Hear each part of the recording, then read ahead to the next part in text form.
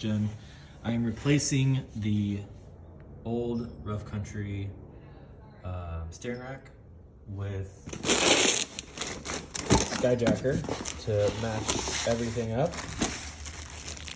All right guys, so this steering stabilizer is much different from my Rough Country one where it just goes into the stock holes.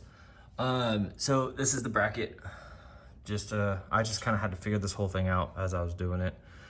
But it's actually pretty simple once it all kind of came together. So you have your bracket here.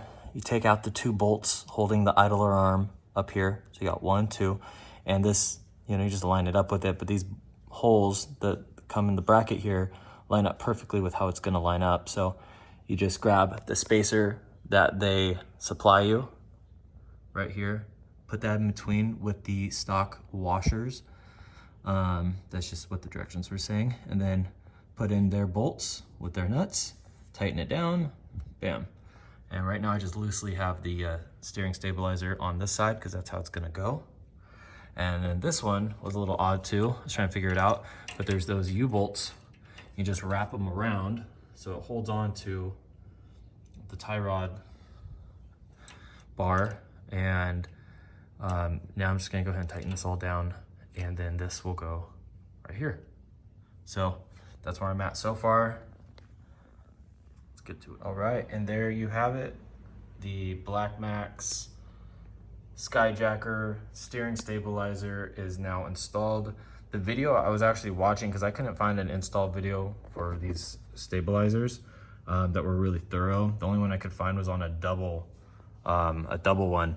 And it looks like with these, I would just, if I want to do a double one, I would have to measure out, but I could actually drill a hole through right here and actually maybe make another one here. I just need a new bracket, so this would actually lower down, and then the other one would come right here.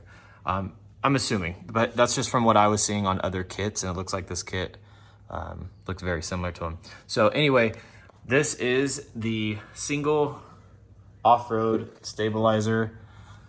Like I was saying, how to do this, it looked really intimidating at first, but it all makes sense. Here's the bracket, they hang on by the U-bolts, tighten those down, there's a new bracket that holds that part.